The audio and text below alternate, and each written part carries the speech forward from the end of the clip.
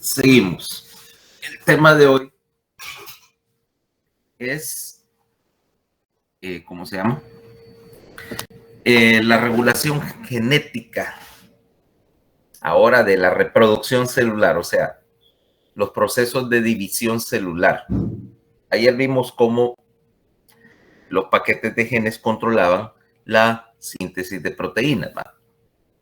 Y de hecho, valga el detalle que faltaba de ayer, es que incluso estos genes tienen mecanismos para regular no solo la producción de proteínas, como vimos ayer con el microARN, sino que también tenemos un mecanismo para regular la actividad de estas proteínas producidas, particularmente porque tenemos mecanismos para hacer inhibición e inducción enzimática. Yo puedo tomar, estos que vienen, yo puedo tomar una proteína producida, una enzima, por ejemplo, y activar otro gen que regule la producción, por ejemplo, de un inhibidor enzimático, o regular la cantidad de enzima que estoy produciendo. O sea, una cosa importante acá, cuando regulo la actividad celular, es que muchos de los procesos en una célula tienen que tener alguna manera de limitar el ritmo, ¿no? O sea, decir cuánto voy a producir de X en una sustancia. Y la mejor manera es regulando la cantidad de enzima que produzco. Vaya, tomemos el caso. Yo tengo, por ejemplo, para producir ATP a partir de X sustrato, el sustrato siempre va a estar. Glucosa, siempre hay glucosa. Las agua y demás cofactores siempre están ahí. Entonces, ¿cómo regulo la cantidad de ATP que produzco? Bueno, si todas las reacciones dependen de una serie de enzimas, yo puedo poner un paso en el cual la enzima, hay una enzima crítica, lo que llamamos el paso limitante. Y ese paso limitante implica, digo, si yo produzco X cantidad de una enzima, mientras más produzca, más facilito la reacción. ¿Y cómo reduzco la velocidad de esta reacción? Como es relativamente difícil destruir las moléculas de enzima que están produciendo, pero sí puedo señalizar para producir un inhibidor que bloquee la enzima. Y al trabar la enzima, digo, bueno, mientras tengo un inhibidor puesto, esta reacción no se regula. Si tengo 100,000 moléculas de la enzima, pero produzco un inhibidor en cantidad suficiente para decir, ok, voy a bloquear 50,000 de ellas, reduje la tasa de la reacción a la mitad. Es más fácil en términos de regulación de la síntesis controlar una sola enzima, que es la enzima crítica, la limitante, la que me regula el paso de la reacción, inhibiéndola selectivamente o aumentando la velocidad de reacción, produciendo más de ella. Ahora, salvado ese detalle que se me olvidaba ayer, veamos el asunto de cómo se regula la proliferación de las células, ¿okay? Tanto en un sentido positivo como en un sentido negativo. Ya mencionamos que tenemos una serie de mecanismos una serie de mecanismos genéticos que permiten la división celular y que el número de células, ya habíamos hablado del mecanismo, por ejemplo, como la inhibición por contacto para limitar el número de células o la estimulación por X factor que induce la copia de ADN y por lo tanto la división celular. Ahora, en términos normales, tus células en condiciones estándar no se están dividiendo continuamente, con la excepción obviamente de las células reproductivas, ¿ok? Y de algunas células que son, por así decirlo, descartables, como las células cutáneas, que sí pasan en algún proceso de división que es relativamente constante, pero incluso estas células pasan más del 95% de su tiempo en lo que vamos a llamar estado de interfase, ¿okay? O sea que hay un ciclo celular en el cual tenés un periodo largo en el cual la célula no está activamente dividiéndose y un periodo corto medido en horas en el cual estas células salen de interfase, empiezan a copiar ADN y hacen todos los procesos de mitosis, ¿okay? Todos los procesos relacionados con lo que vamos a conocer como mitosis. Ahora, supongo que ya todos ustedes en algún momento vieron en clase también los conceptos básicos relacionados con la división celular, tema de hecho de biología desde el colegio, ¿eh? Entonces, algunas cosas, pues, o muchas de estas cosas ya tal vez ya las conocen en términos generales, pero vamos a hablar de los detalles de la regulación de este proceso. Entonces decimos, tu célula típica pasa el 95% o más de su ciclo vital en lo que vamos a llamar estado de interfase. Y en el estado de interfase no hay, como decíamos, ninguna copia de ADN. ¿Okay? Básicamente el suceso va a ser que no hay. Entonces, incluso las células que se dividen más rápido, ponerle las células cutáneas, su ciclo celular entre el inicio de una división celular y el inicio de la siguiente, o sea, el proceso completo de interfase más copiado, puede ser de tan poco como unas horas, entre 10 y 30 horas, ¿ok?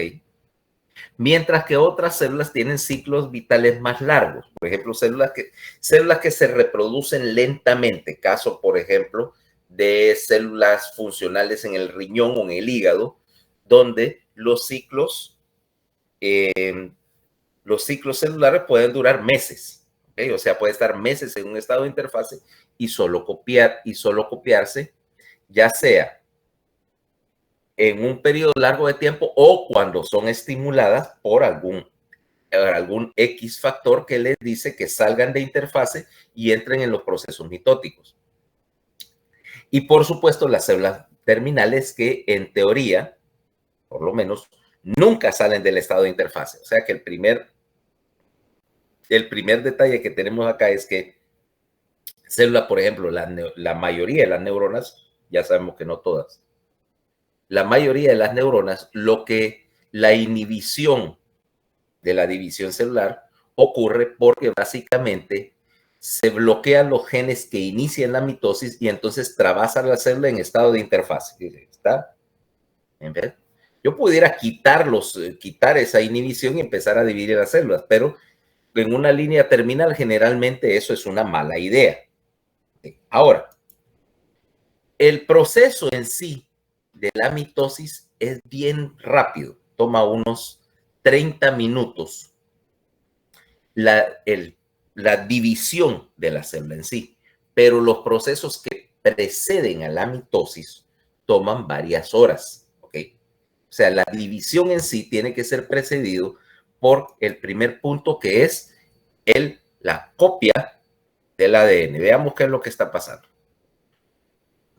El primer paso para copiar ADN va a ser, obviamente, activar el mecanismo de duplicación de ADN, y esto ocurre unas 4, 5 horas antes de que ocurra el proceso físico de la mitosis. Básicamente porque vos necesitas copiar una molécula de ADN que es enorme. Ahora, ¿cómo trabaja el proceso de copia de ADN? El primer punto, cuando estás copiando ADN, es que tenés que desenrollar todo el ADN. No necesariamente simultáneamente, pero en general, este ADN que está, como decíamos, en estado inactivo, ayer dijimos, está enrollado en una doble hélice y la doble hélice está enrollada sobre una histona y las histonas a su vez, ya con el ADN enrollado, se super enrollan, se condensan de tal manera que tenés varios procesos de enrollamiento para compactar el ADN. Primer paso, desenrollar toda esa gran cadena de ADN. ¿Okay? Ahora ya tenés una doble hélice desenrollada, lista para copiar. Entra el baile de enzimas. La primera cosa que vas a hacer es meterle una enzima que va, decíamos, a abrir las dos cadenas rompiendo los enlaces de hidrógeno entre las bases, o sea, abrir el zipper. Porque vos no podés copiar ADN de doble cadena, puedes copiar una cadena y por supuesto copiar la otra cadena complementaria al mismo tiempo, pero tienen que estar separadas. Una vez que separaste las cadenas, vas a meter la enzima que es crucial acá. Una enzima que se llama el complejo de polimerasa de ADN dependiente de ADN. Okay. Fíjate bien. Ayer hablábamos de que había una polimerasa de ARN que me fabrica copias o que me fabrica ARN mensajero a partir de ADN. Esta es una enzima. El complejo de copia de ADN, o sea, la polimerasa de ADN, dependiente de ADN, es un grupo de enzimas que se van a dividir así. O sea, se llama complejo porque de hecho las enzimas están unidas. Son varias enzimas unidas en una sola unidad. O sea, tener varios componentes ahí como una multiherramienta para copiar ADN. El primer paso, como decíamos, después de separar, es que la polimerasa se une a una de las cadenas de ADN. Lee el triplete. Y otra enzima asociada va a tomar y ensamblar un nucleótido. O sea, va a tomar el azúcar, una deoxirribosa, va a agregarle un grupo fosfato. De paso, ese fosfato, ¿de dónde crees que viene? El fosfato que necesito para hacer la copia de ADN. Del ATP. O sea que ese es un proceso dependiente de energía. La copia de ADN en particular es en la mitosis el proceso que más energía consume, porque vas a necesitar un montón de ATP. Fíjate, porque tenés que agregar un fosfato proveniente del ATP a cada base del triplete. Ya estamos hablando de no sé cuántos millones o miles de millones de bases en el triple, para formar esos tripletes. Por lo tanto, aquí es donde estás consumiendo la mayor parte de la energía. Agregas un fosfato más la energía necesaria para ensamblar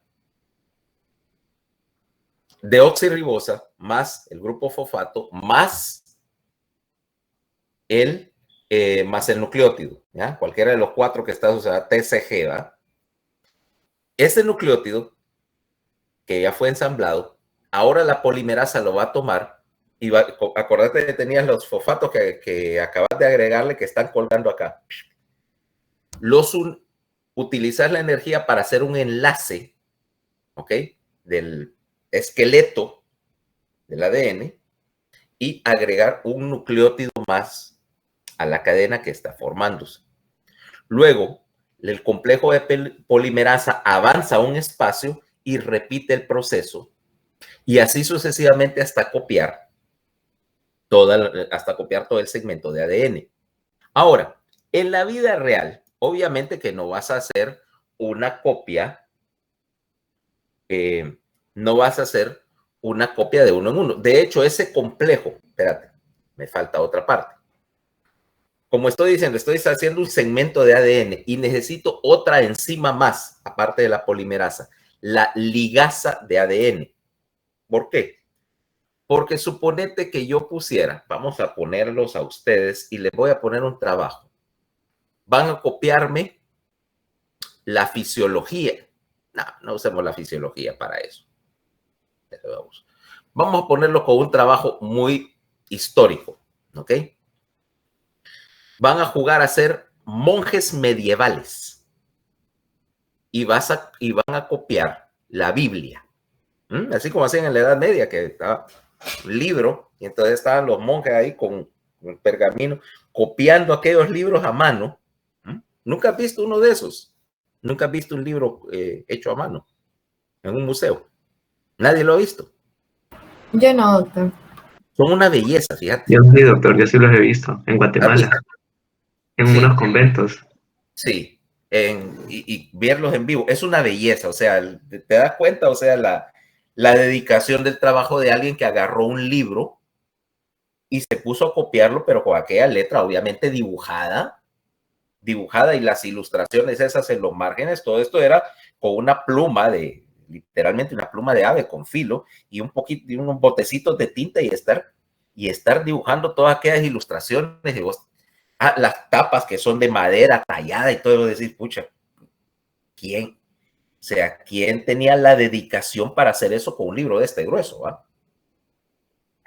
Ok, ahora, si yo quisiera copiar un libro y pongo a Roberto a copiar ese libro, ¿cuánto le va a tomar? Va a tomar años. Entonces yo tengo que, si quiero tener producción a un ritmo razonable, tendría que dividir el trabajo. Entonces, bueno, vamos a agarrar esta Biblia y desarmarlo. O sea, cada quien de ustedes le toca copiar un capítulo de la Biblia. ¿Okay? Qué sé yo, a Daniel le toca el libro del Génesis, a Manuela le toca el Evangelio de San Juan, a Paola copia el del Apocalipsis y así. Cada quien se dividió el trabajo. Al final, obviamente, lo mismo está sucediendo acá. Con las polimerasas, vos tenés un montón de complejos de polimerasa copiando ADN, copiando diferentes sectores del ADN, con lo cual yo voy a tener un montón de pedazos de ADN que tengo que unir. Ese es el otro trabajo de la ligasa. Tomar el trabajo de agarrar los diferentes segmentos que copió la polimerasa de ADN y unirlos para hacer una copia complementaria de la cadena que se copió. Mientras tanto, la otra, una vez que saqué esta copia, nuevamente puedo agarrar la copia que formé, que acuérdate que solo es una tira, y utilizar la misma polimerasa para hacer la otra mitad. Acuérdate que el ADN tiene una particularidad que vamos a ver dentro de un momentito, que es muy útil. Las dos copias, como son complementarias, yo puedo reconstruir de una tira, puedo reconstruir la otra. ¿Okay? O sea que yo necesito copiar una tira y luego de esa tira que copié puedo copiar la otra o copiar las dos tiras a la vez. Copio la tira de arriba y la tira de abajo, están copiando al mismo tiempo y luego completo las copias. O sea que siempre estoy sacando rápidamente, puedo sacar una copia porque solo necesito copiar realmente la mitad de la información. ¿Okay? Y el resultado final es que yo tengo que tener, obviamente, una copia completa para tener ahora dos copias de ADN, pero ahora me introduce un punto. Las copias, ahora, las dos copias que formé, estoy haciendo este ADN que era doble cadena, lo abrí como un zipper y estoy haciendo una copia de cada cadena, ¿ok?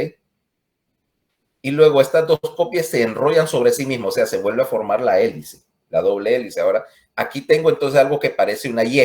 De este lado está la cadena original, que todavía se está abriendo y copiando. De este lado están saliendo las dos cadenas hijas, las dos cadenas copiadas, que a su vez se empiezan a enrollar y a su vez hay producción, como decíamos, de histonas y de los segmentos de ADN, los segmentos intercalares que se están enrollando sobre sí mismo. Ahora, tiene otro punto, ¿dónde empezar a copiar? ¿Ok? ¿Dónde empezar a copiar? Y entonces, para iniciar la copia, hay una serie de marcadores en la cadena de ADN. Hay uno que en particular muy importante que se llama la caja Tata. Okay. Caja Tata es una secuencia en el ADN. Dentro de, imagínate, tenés en la hélice y de repente tenés un pedacito que dice, que se lee T-A-T-A-A-A-A, Tata. ¿Okay? Ese es el sitio de unión para las polimerasas. También lo utiliza la polimerasa de ARN, o sea, porque vos me estabas preguntando, bueno, vos te preguntarías ayer,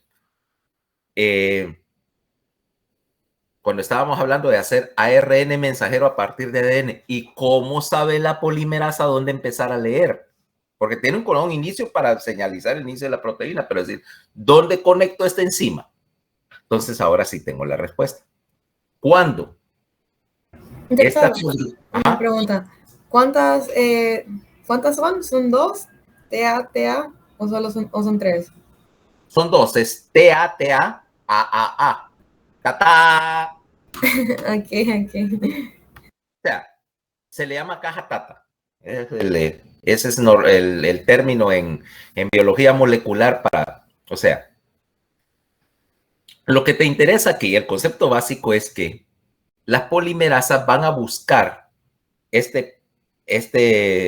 señal Tata única, que es, ¿no?, esas 7 bases en secuencia, que es el sitio para un sector de la polimerasa que reconoce que ahí tenés el inicio, ahí es el sitio de inicio y dice, empiece la copia desde ahí.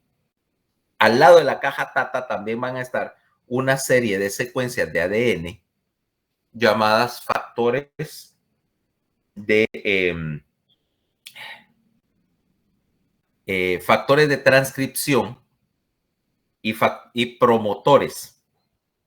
Estos promotores me van a dar sitios, son sitios para señalizarle a las polimerasas o para inducirlos a empezar a trabajar y copiar. Hay una serie de, ¿cómo se llama? De secuencias que me señalan la transcripción. Okay. Ahora, que estamos hablando de la copia de ADN. Ahora, el problema es que como vos tenés un problema. Cuando estás copiando algo, puedes introducir un error de copia, ¿va? Viene, por ejemplo, y Roberto, que estaba copiando la Biblia y escribió mal una palabra, se comió una letra, por ejemplo, esta tarde te aburrís, ¿ah? O estás copiando, bueno, estamos copiando algo menos trascendental que la Biblia, estás copiando un libro de recetas y de repente pone Roberto así en la título de una receta, ensalada de legucha, ¿va? En caso de ADN, eso pudiera ser desde una cuestión trivial hasta una falla desastrosa. ¿Por qué de trivial a desastrosa? Porque acordate que un buen porcentaje del ADN realmente no codifica nada. Eso antes de seguir con lo de la mitosis. Un buen porcentaje del ADN que tenés en tu núcleo no está codificando nada. ¿Qué van a decir? ¿Por qué está ahí? Bueno, porque necesariamente necesitas espacios entre los capítulos. Y estos genes, estas secuencias no codificantes de ADN, básicamente lo que están actuando es entre otras, me están actuando como espaciadores entre diferentes genes. Por ejemplo, aquí tengo el gen para fabricar que sea fosfofructoquigrasa, codón de stop, secuencia no codificante, espacio. Y aquí tengo otro gen para producir, qué sé yo, la cadena alfa de la hemoglobina. ¿Están?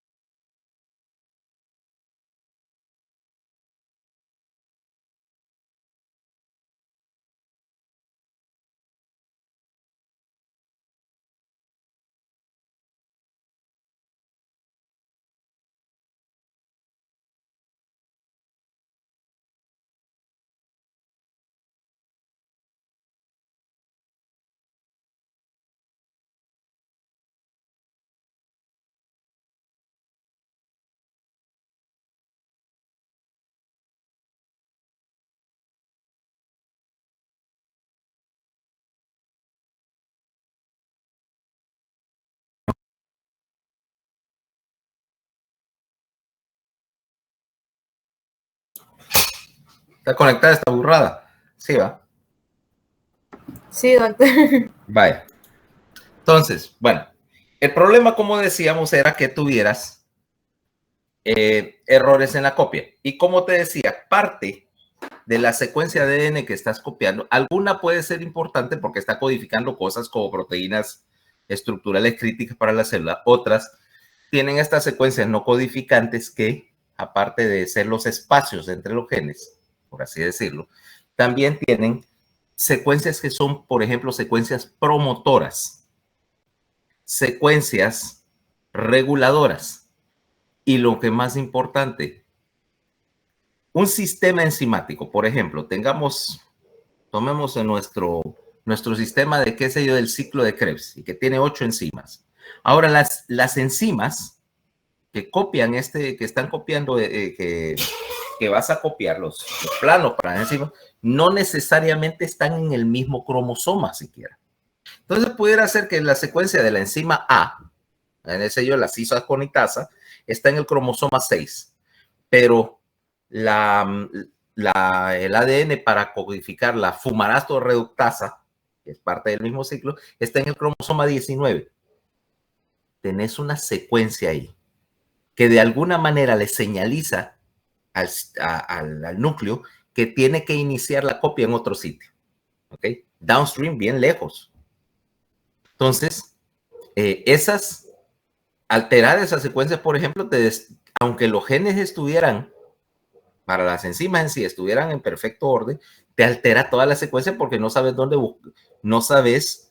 buscar la siguiente secuencia que copiar. O sea, si rompes el índice de un legajo de planos de ese tamaño, nunca vas a encontrar nada.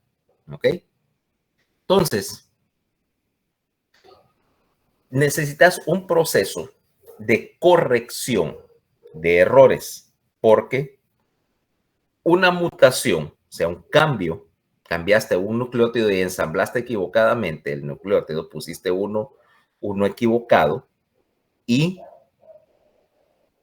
el gen ya dice otra cosa, codifica otro aminoácido y esta proteína ya es diferente.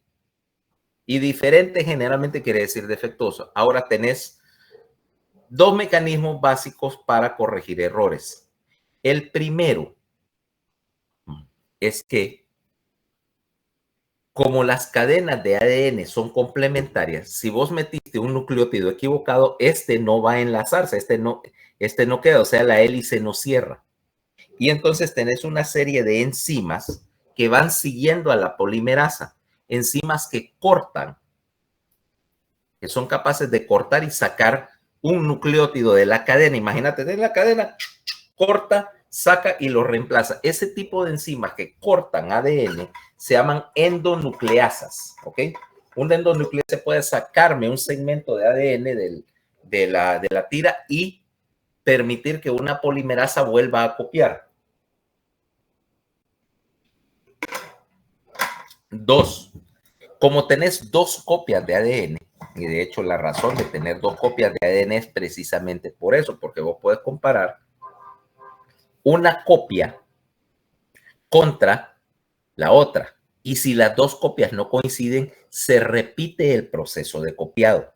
¿Ok? O sea, yo tengo que ver, como dice, esta secuencia que copié, compararla con la otra. Si no son iguales, hay que descartar la copia y volver a meter una endonucleasa, cortar ese pedazo y volver a hacer la copia para ver que la copia quede correcta. Estos mecanismos, incluso en el caso de que una de las dos hélices se rompiera y que entonces solo tengo ADN, una cadena y la otra cadena no existe, yo puedo reconstruir la cadena a partir de la complementaria, ya dije. Estos procesos de corrección, esos procesos de corrección de lectura me sirven para evitar los errores. Porque imagínate, si cada vez que dividís una célula entre y tenés no sé cuántos, son como 3.5 billones de bases en tu genoma, y necesariamente un error en 3.5 billones no es difícil de concebir. Ahora, con estos mecanismos de corrección evitas, porque si no, eventualmente todas las células, después de un plazo relativamente corto, tendrían mutaciones. Y ya dijimos qué es lo que pasa cuando vos introducís mutaciones a lo loco. La mayoría son nocivas y podés tener desde una mutación inofensiva, vaya, que te da variedad. Por ejemplo, ¿por qué crees que apareció en algún momento cosas como, qué sé yo, los pelirrojos? ¿Ok? Los pelirrojos probablemente tenían dos, hay dos genes, por ejemplo, para el color para la melanina. Si tenés los dos, sos de cabello negro, ¿va? Pero en los pelirrojos un gen mutó y dejan de producir una de las dos variantes de melanina, entonces solo te sacas el color rojo. Es una mutación, pero es una mutación relativamente inofensiva, o sea, no creo que te vaya a pasar nada físico por ser pelirrojo, excepto que te van a bullear a lo loco en la escuela, ¿va? ¿Ah? Porque seguro, o sea, todos los pelirrojos, a todos les ponen el clásico apodo tradicional, vaya, de cabezas de fósforo, pero bueno, ese es inocuo.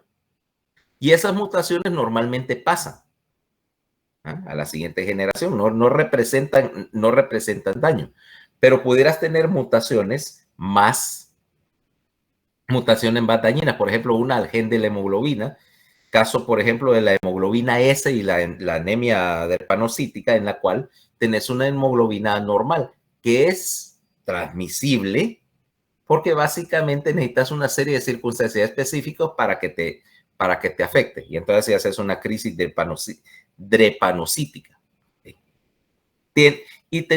Y sobrevivió porque aparte de las grandes desventajas, tiene una ventaja específica. Pero no me voy a meter en ese capítulo hasta que no hablemos de sangre y anemias y hemoglobina. Okay. O mutaciones terribles. ¿Qué pasa, por ejemplo, Paola, si tuvieras una mutación en el gen de una enzima necesaria para el metabolismo? ¿Qué sé yo? Una de las enzimas que codifica, por ejemplo, de las transaminasas, de las aminotransferasas hepáticas, y tus aminotransferasas hepáticas no funcionan. Normalmente ni siquiera llegarías a nacer. Entonces, estos mecanismos de corrección de ADN son necesarios antes de hacer toda copia. Una vez que sacaste la copia corregida, ¿ok? Estamos hablando que unas 4 o 5 horas antes de la división celular, entonces el ADN va a empezar a enrollarse y a super enrollarse, ¿ok? Estos, ¿cómo se llama? Esta ADN se va a super enrollar para formar tu cromosoma, o sea, tu cromosoma típico. Y fíjate bien, los cromosomas, solo permíteme. Calor. Encender ese aire. San Pedro, siendo San Pedro, estamos apenas a 3 de febrero y ya empieza a hacer calor en la oficina. Bueno, entonces, estos cromosomas, que en el caso del humano, en nuestro caso, tenemos 46 cromosomas, ¿va? 22 pares de cromosomas somáticos y el par 23 que es, ¿cómo se llama? Que es X o Y, ¿va? Según sea el caso. Ahora, estos cromosomas representan la condensación del ADN. En circunstancias normales, si yo tomo el núcleo de una célula en interfase, yo no voy a ver un cromosoma, porque el ADN está solamente enrollado, pero no súper condensado. El cromosoma no es más que la condensación del ADN en una forma que sea lista para dividirse. ¿Ok?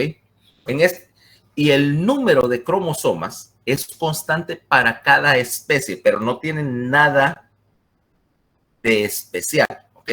O sea, cómo dividís en capítulos el ADN es totalmente irrelevante para nuestra discusión y de hecho no depende ni siquiera mucho de la cantidad de ADN. Ya te voy a explicar a qué me refiero. Hay especies que no tienen mucho ADN porque son simples, qué sé yo, las moscas tienen 7 o 9 cromosomas, algo así. Pero los conejos, que son, digamos, menos complejos que los humanos, tienen como 60 y pico cromosomas, porque son más pequeños. Nosotros tenemos 23 pares de cromosomas porque sí, ¿ok? O sea que no hay que atribuirle nada especial a ese número. Ahora, un cromosoma en sí tiene dos cosas. Uno es un sector central, un eje central, ¿ok? Que es lo que vamos a llamar la centrómera del cromosoma. Este sector central es una serie de proteínas estructurales que me van a formar algo así como un esqueleto alrededor del cual se van a enrollar las histonas, el ADN y todo lo demás, y dos brazos, generalmente dos brazos del cromosoma, ¿ok? Casi siempre son asimétricos, o sea, tenés un brazo corto y un brazo largo. El brazo corto siempre te vas a referir con él con la abreviatura P. Entonces vos vas a decir y el brazo largo se llama Q. O sea que cuando yo digo, no, la mutación está localizada, por ejemplo, en 13p25. 13p25 quiere decir el brazo corto del cromosoma 13 en la locación 25, porque hay unos métodos, ¿no?, de tinción de ADN que hacen que el cromosoma tenga ese aspecto que vos lo conoces, parece como una letra X con unas franjitas.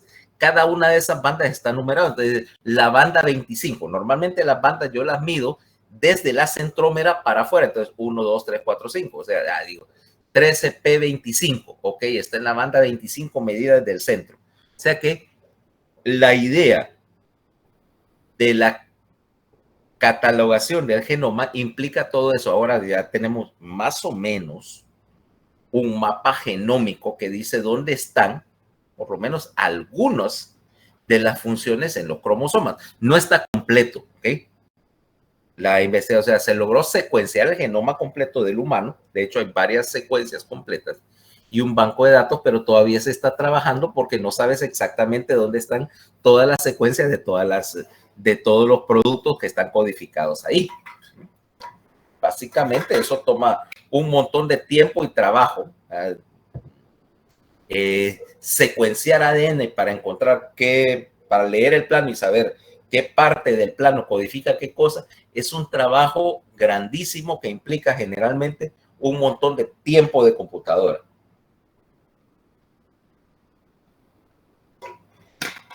Y un montón de deducciones lógicas, ¿no? La explicación técnica es bien bonita, pero es bien larga. Yo no me la sé todavía. Yo tengo más o menos una idea cómo hacer cómo se hace la secuenciación genética. Nunca he hecho eso, obviamente. Yo no soy científico investigador, pero es una de esas cosas que algún día me gustaría probar a ver cómo se hace. Participar en una de esas cosas, pues me parece súper interesante estar descodificando acertijos genéticos, ¿no? Bueno, pero regresando al asunto, entonces ya una vez que tengo cromosoma súper enrollado, en un momento voy a tener esa forma característica, ¿okay?, de X, de 4 brazos agrupados alrededor del centrómero, y como todo el ADN se copió y se conoció en un cromosoma, va a haber un momento en que tengo los dos cromosomas, el original y la copia, unidos entre sí a nivel obviamente, de la centrómera. En ese momento se llaman cromátides, y esas cromátides son las que se van a dividir durante los eventos que vamos a hablar. Ok, ahora, empecemos por el proceso de la mitosis. Para iniciar la mitosis, tenés que haber completado y corregido la copia del ADN. O sea, yo no puedo dividir una célula si no tengo el material genético revisado. Primera regla. Y si vos parás la formación, la copia del ADN, parás la mitosis. ¿Okay? De hecho, uno de los mecanismos de inhibición de la mitosis es dañar la copia del ADN que se está formando. Por radiación, por algunos medicamentos, lo que sea, puedes inhibir la mitosis. Que de hecho, De hecho, es la manera en que trabajan, por ejemplo, los venenos para el cáncer, ¿okay? O los antivirales, que son primos, por cierto. Vaya, por ejemplo, voy a venir a Paola y vamos a aplicarle lo que se llama un análogo de nucleótido para tratar una leucemia. Por ejemplo, tenemos un tumor digestivo. Tengo, por ejemplo, 5-fluorouracilo. Ahí dices, es uracilo. Es uracilo con una cadena lateral de flúor para trabar las enzimas. O tengo, por ejemplo, hay citarabina, que es un análogo de citosina. Básicamente metes la citarabina al ADN que se está copiando y metes un nucleótido falso, defectuoso, que no se puede unir. Entonces ahí paras la copia de la cadena. Es decir, paras la copia de la cadena, paraste la mitosis. Resultado, en general, los venenos contra el cáncer solo trabajan sobre las células que están precisamente en esa fase de división. Y claro, como tus células cancerosas se dividen más rápido que las células normales, el chiste es que estos medicamentos matan todas las células, pero matan más rápido las células que se dividen más rápido. Mira la carrerita. En general, la quimioterapia implica eso, jugar con este proceso, tratando de matar el cáncer antes de matar el resto del paciente. Qué bonita especialidad, ¿no? Yo no... Y así sería lo mismo con la radioterapia, doctor. Sí, exactamente. Porque yo puedo utilizar radiación ionizante para romper la cadena de ADN. ¿Ok? Mira, la oncología es una especialidad que para mí siempre ha sido fascinante. Y de hecho, mi línea de mayor afición cuando estaba en la residencia, ahora yo hago de todo, pero era la neurooncología. A mí me fascina todo esto que tiene que ver con manejo de tumores cerebrales, porque básicamente no es que no sea bonita, que sea la cirugía espinal, y claro, y de hecho opero más columna que cráneo. Pero bueno, son cosas que son más o menos estáticas, o sea, la patología está donde está y vos tenés que resolverla, pero con tumores, básicamente estás peleándote contra algo que sí puede meterte réplica, ¿verdad? Que sí se puede defender. Y ahí es donde viene, como que dice un poquito, el reto mental, ¿no? El reto mental de saber, bueno, ya, ¿cuál es mi estrategia con esta? ¿Cómo voy a atacar este tumor? Ya sea desde el punto de vista quirúrgico. Y los oncólogos médicos, los hematooncólogos, que tienen que hacer la parte de quimioterapia, que siempre me ha parecido fascinante, pero confieso, no lo sé hacer, nunca le he entendido del todo a cómo ellos arman sus esquemas. Es algo de exótico, vos tampoco te lo van a enseñar en la facultad, ¿verdad? Esas son cuestiones medio especializadas y realmente yo tengo una idea de algunos de los esquemas y cómo se usan, pero obviamente no me atrevería a prescribir una cosa tan peligrosa, ¿verdad?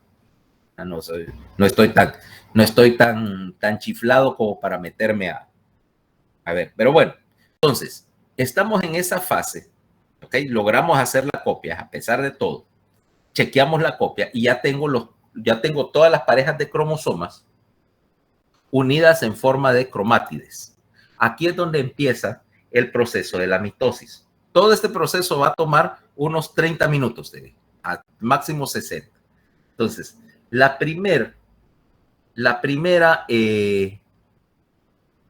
primer punto acá, vamos a compartir un dibujo, es que estamos acá. Permítame.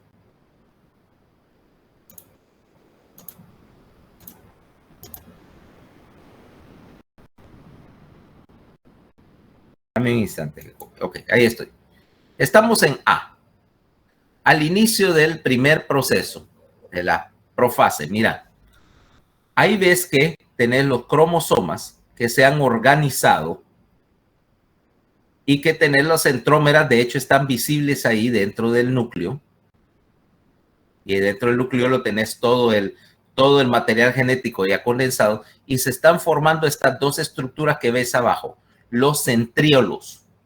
Estos centriolos, que normalmente están dormidos, en este momento se duplican, o sea, se replica el centriolo para hacer un par, y empieza a ensamblar una serie de fibras de proteína que ahí dice aster, ¿va? En forma de estrella. Y estas proteínas tienen una disposición muy específica. Son una proteína que es, número 1, es contráctil, y 2, son un ensamble de proteína que está dispuesto de esta manera. Permitir. Ya te voy a explicar. Si yo agarro esas fibras del aster, se ven cortados, se ven así. La disposición de las cosas. Permitir.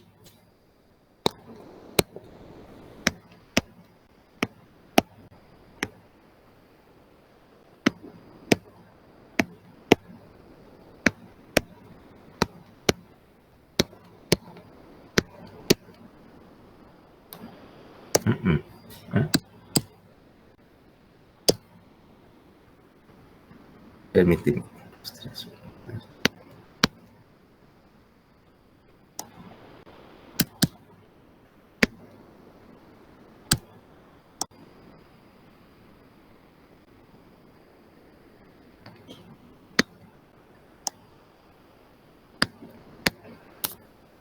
Ok. Permíteme que te muestre algo. ¿Dónde estoy? Ok, en esas fibras del aster tienen esa disposición. Son 11 segmentos de proteína, ¿ok? 11 cadenas proteínicas, que es lo que estás viendo acá. 9 unidades dobles de proteína y 2 unidades grandes en el centro. Se llama 9 más 2 este arreglo en el centriolo, en la fibra del aster. Estas proteínas son contráctiles. Y eso me vendrá a ayudar más tarde, ¿ok? Luego, estas fibras que están, vamos a cambiar otra vez la ilustración.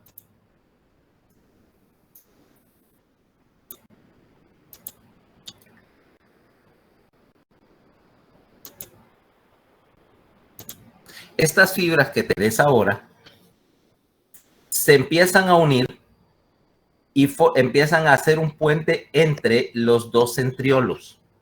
Y los centriolos, B, a todo esto, ABC es profase, ¿ok? En C, mira hacia dónde están migrando los centriolos, hacia los polos de la célula. Y por lo tanto estiran las fibras de tal manera que al final de la profase voy a tener esto, el núcleo acá con el ADN, aquí están las cromátides, ¿okay? Tenéis ya los cromosomas, esta es la centrómera, tengo las dos fibras del centriolo, los dos centriolos acá, en los extremos de la célula, y las fibras están, mira, puenteando al núcleo, y estas fibras se van a unir a las centrómeras. Aquí ya tengo uno, mira, un cromosoma agarrado por el centrómero en una fibra del aster. Aquí tengo otro, mira. De tal manera que al final de la profase, todos los cromosomas van a estar enganchados en una de estas fibras, ¿ok? Luego, pasamos al siguiente, a la siguiente etapa, que es lo que llamamos prometafase. Prometafase. En la prometafase, mira que las fibras se unieron. Acordate, esta es una cromátide y tengo dos cromosomas así, con el centrómero duplicado, ¿correcto? Una fibra del aster, la que viene acá, se unió a este, la otra fibra se unió a este, y la membrana del nucleolo desaparece. Por lo tanto, en ese momento tenés dentro del núcleo, tenés los cromosomas enganchados en cada una de las fibras, en una fibra proveniente del centriolo. Tenés el original agarrado en una fibra y la copia agarrado en otra fibra. todavía están unidos, ¿ok? Por el centrómero, pero esta unión se va a romper en este momento junto con la membrana del nucleolo que los está conteniendo, ¿ok?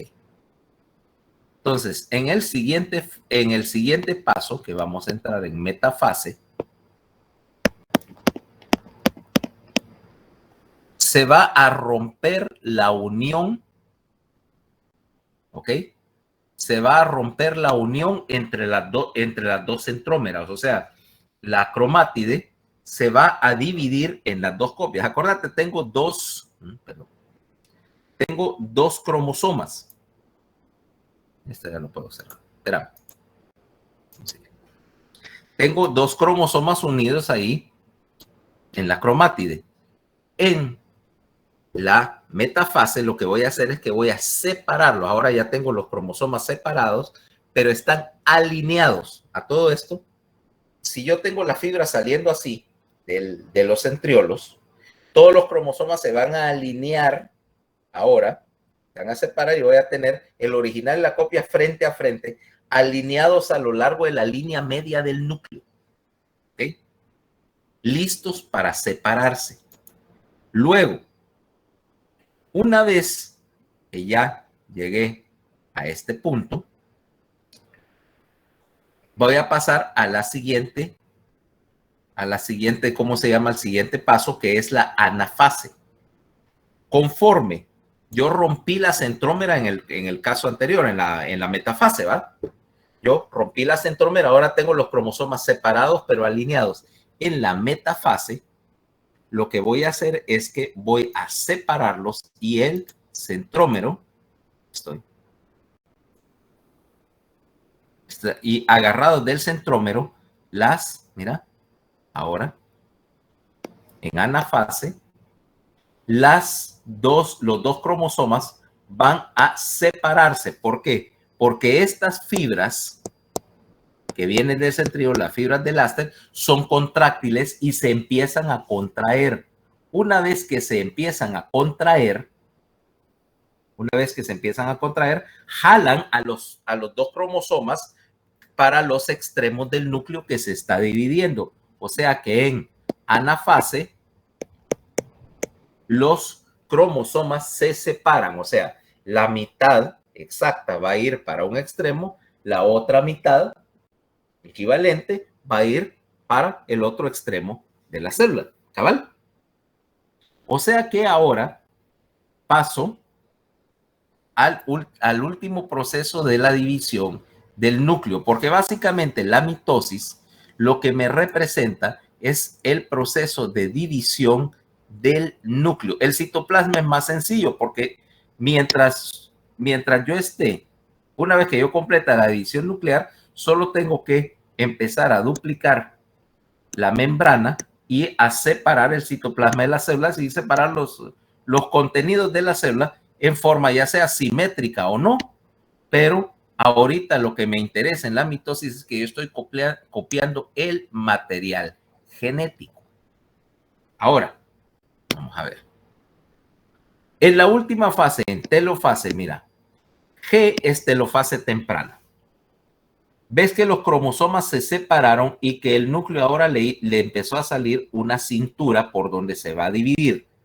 Al mismo tiempo que estos cromosomas se van hacia los extremos, se está formando otra vez la membrana, mira, del nucleolo para aislar al material genético que copiaste en dos componentes, en dos nucleolos separados, que es lo que pasa en H. Este es el final de la telofase. Y al final de la telofase, todo el material genético contenido en los cromosomas está ya encerrado y ves que tiene dos copias, cada cual en su nucleolo, se va a dividir el núcleo y las fibras del áster que hasta ahorita estaban sirviendo como guía para la separación de los cromosomas empiezan a desintegrarse. O sea que al final de la telofase se desintegra el áster, el centríolo pasa a un estado inactivo nuevamente y ya no hay conexión entre los dos núcleos. Entonces, en resumen, Para que inicie la mitosis, prerequisito, material genético completamente copiado. ¿Okay? Material genético completamente copiado. Primer paso, como decíamos, profase. Vas a duplicar el centriolo, condensar todo el material nuclear en cromosomas, formar el centómero, sacar las dos copias. Están ahorita unidas las dos copias del cromosoma por el centrómero, formándome una cromátide. Más adelante, en la profase, se forman estas fibras de Laster, estas fibras contráctiles, y los centriolos empiezan a migrar hacia los extremos del núcleo, y las fibras en cuestión empiezan a puentear el nucleolo. Luego, en la prometafase, siguiente paso, la membrana del nucleolo se disgrega dejando sueltos a los cromosomas, y las fibras que vienen de los centriolos se unen cada una a uno de los dos centrómeros, o sea, del original y de la copia. Tercer paso, la metafase, todas las cromátides se van a alinear en la línea media, ¿ok? En la frontera entre los dos, entre los dos, donde van a estar las dos copias del núcleo, y se separan las dos copias la una de la otra, ¿ok? O sea, las cromátides se separan la una de la otra, o sea, ya no están unidas por nada. Por lo tanto, en la siguiente fase, en la metafase, las fibras del centriolo se contraen y jalan a los dos cromosomas hijos hacia cada extremo del núcleo. Por último, en la telofase se vuelve a formar la membrana del nucleolo para aislar las dos copias de los cromosomas. Se forma una cintura primero en el punto medio entre los dos nucleolos, que al final termina de separar los dos nucleolos, y las fibras de Laster, que ya no están cumpliendo ninguna función, se disgregan. Ahora ya tengo dos núcleos separados, ¿ok? Una vez que separe los dos núcleos, ya puedo separar el citoplasma y sacar dos células que salieron precisamente de esta, ¿cómo se llama? De esta división, y el proceso, otra vez la célula cae en interfase hasta que no haya una señal de tiempo o una señal de contigüidad o en estímulo que haga que se vuelva a dividir. O sea, este proceso lo puedes repetir y repetir y repetir, recordando que la mayor parte del tiempo de la célula lo estás teniendo fuera de su proceso de división. Ahora, viene el otro punto. Si ahí tengo un mecanismo para hacer proliferación celular, pero también voy a tener otro mecanismo para el control del número de las células, que es obviamente el caso de hacer lo contrario, o sea, hacer apoptosis, matar células que sobran, ¿ok? Y esto no solo es un proceso, como vimos en algún momento antes, que no solo es un proceso morfogenético, ¿ok? Ya hablamos de los procesos de apoptosis como mecanismo para, por ejemplo, formar algo, ¿ok? Por ejemplo, la oreja, que empieza como una bola de tejido. Bueno, son seis masitas de tejido que se fusionan, pero lo que obtendrías es una masa ahí sólida, pero vos tenés que literalmente esculpir tejido para hacer todas las concavidades, y lo que haces es sencillamente matar células hasta obtener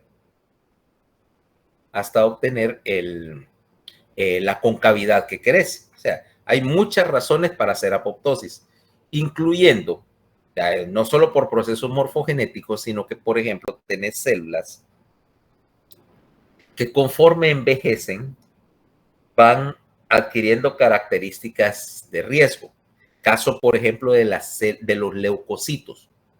Ahora, vos tenés, por ejemplo, un leucocito y dice, bueno, estos tienen una vida media de tanto, 5 días, generalmente 7 días.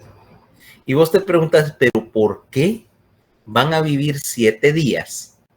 O sea, y no necesariamente están muriendo de muerte natural, sino porque básicamente a los 7 días ellos se quitan del mapa.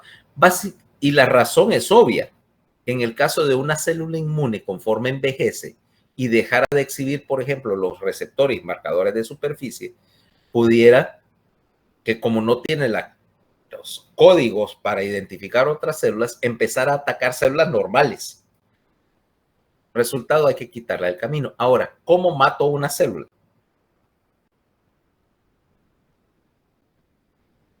¿Cómo mato a una célula?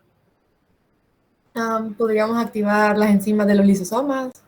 Puedo utilizar los lisosomas para eso. O sea, básicamente iniciar una cascada proteolítica que destruya las proteínas cruciales en el interior de la célula. Y para esto, pues puedo tener un mecanismo genético. Suponete que tengo un estímulo específico. Tengo una señal hormonal, por ejemplo, que le dice a tales células que se suiciden. Esta señal, a su vez, va a trabajar igual que todos los señalizadores celulares, activar un gen específico, un gen de apoptosis en el núcleo. Este gen me codifica la producción de una proteína, de una enzima, más específicamente una enzima que se llama una procaspasa. Caspasa es una abreviatura. Es básicamente que quiere decir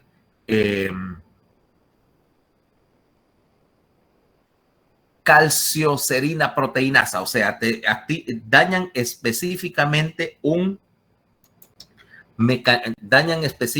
un sector específico de la proteína y necesitan calcio como cofactor.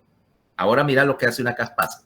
La caspasa se secreta en forma inactiva, como una procaspasa, ¿ok? Básicamente, si yo te voy a enviar a vos, qué sé yo, suponete, te voy a mandar una bomba para tu uso personal, o sea, una bomba marca Acme. Yo te la voy a mandar desactivada, o sea, por lo menos le voy a poner, no sé, alguna tapita al detonador de la bomba, vaya, para que si la botas o si la golpea en el transporte no va a explotar. Todas las cosas que son peligrosas dentro de las células se secretan o fuera del organismo. Todas las cosas peligrosas se secretan en la forma de su precursor y tienen alguna especie de tapón molecular que tenés que quitar para activarlo. Ok. Las procaspasas, podés tenerlas incluso fabricadas y lo que regula la síntesis es del activador de la caspasa. ¿Okay? O empezar a secretar, generar el código genético para que empiece a producirse la procaspasa y algún fenómeno dentro de la célula activa y la convierte en la caspasa. Ahora, aquí es donde viene la cascada. Obviamente estas caspasas lo que van a hacer es romper las proteínas internas de la célula. Pero a su vez, estas caspasas tienen una posibilidad. Una caspasa puede activar a otra caspasa. O sea, tengo una caspasa ya activada y aquí tengo la procaspasa, que es una variante inactiva de la misma molécula, y esta activa a esta otra. Entonces hago amplificación, estoy haciendo una reacción en cadena donde una caspasa activa a otra caspasa que repite el proceso y al final, en un periodo corto de tiempo, activas todas las caspasas. La caspasa hace dos cosas. Uno, destruye proteínas internas. Dos, efectivamente, activa a los lisosomas, rompe las membranas de los lisosomas y de los peroxisomas, si existen, para soltar el contenido de los lisosomas dentro de la célula, que es, en circunstancias no normales, sería algo definitivamente proscrito. ¿eh? Vos no querés que se rompa una vesícula llena de enzimas dentro de la célula porque va a dañar todo. Entonces, las caspasas, aparte de amplificarse a sí mismas, también se amplifican generando una cascada de lisosomas. Al mismo tiempo, estas caspasas van a, ¿cómo se llama? Van a ser un mecanismo inmune. Okay. ¿A qué me refiero con lo del mecanismo inmune? También van a alterar y dañar los marcadores de superficie. ¿Okay? Una caspasa puede tomar y romper los antígenos de superficie de la célula. Acordate que te dije, todas las células para poder coexistir en el organismo tenían que tener su placa de matrícula, ¿va? Su número de identidad exhibido en la superficie de la célula. Y la caspasa los quita. Como esa célula ya no tiene marcadores de superficie, básicamente es una célula indocumentada. Y el sistema inmune trata a las células indocumentadas de la misma manera que los rancheros de Texas tratan a los indocumentados, ¿va? Se abre la temporada de cacería de indocumentados. Entonces, básicamente, esa célula que fue dañada por la caspasa, si no se ha destruido, si no se ha suicidado, está de cualquier manera marcada para que un macrófago o una célula inmune la fagocite y la destruya. De hecho, va a favorecer muchísimo que sea destruida por un macrófago. Básicamente, para evitar que esta célula que se suicidó se rompa la membrana y suelte un montón de productos que puedan dañar a las células vecinas, ¿ok? O sea, en particular porque va a soltar caspasas que pueden atacar a otras células. Uno de los problemas que tenés con la apoptosis es precisamente esa regulación para evitar que una célula que está sobrellevando apoptosis no te haga una reacción en cadena que destruya las células vecinas. Y hay una serie de líneas de investigación porque este es uno de los procesos que en algunas enfermedades inflamatorias te causan más problemas. O sea, tenés una enfermedad inflamatoria que te activa una cascada de apoptosis y esta apoptosis descontrolada hace que se empiecen a destruir células y que dañen a las vecinas que a su vez inician la destrucción y así sucesivamente. O sea, amplificas la reacción que daña tejido.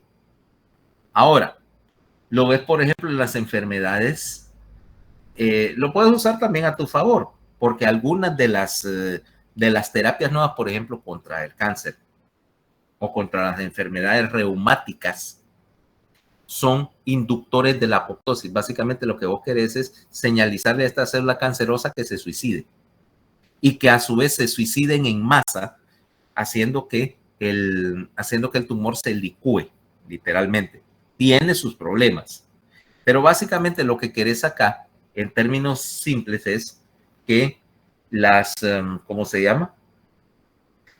Que cuando haces apoptosis, tenés destrucción controlada, ¿ok?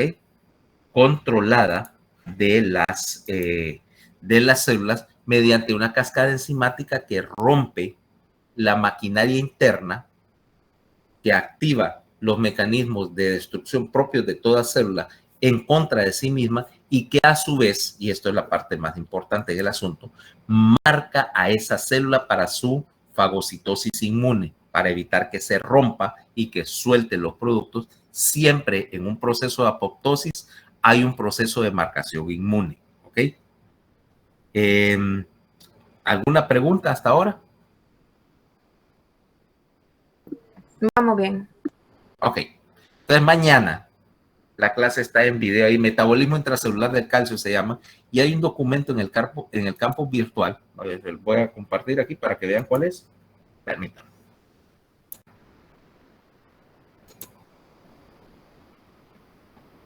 Sí, sí.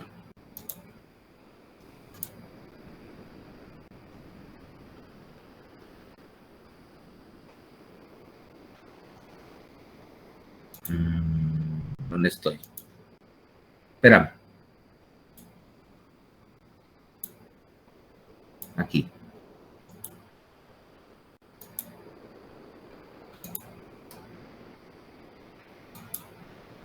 A ver. Ahí hay dos documentos para leer. Dice calcio intracelular, ¿ok? Y calcio como mensajero. Este es un, ¿cómo se llama? Este es un link a un artículo. Aquí se lo voy a poner. ¿Ve? Sobre sobre los mecanismos de sobre los mecanismos en el cual el calcio interviene, perdón, en la señalización celular. Entonces, esos dos son las dos lecturas para mañana más el video. ¿Okay? Mientras tanto, yo haré algo muy importante mañana. Dormir hasta las 10. Nos vemos el lunes. Adiós, doctor. Gracias.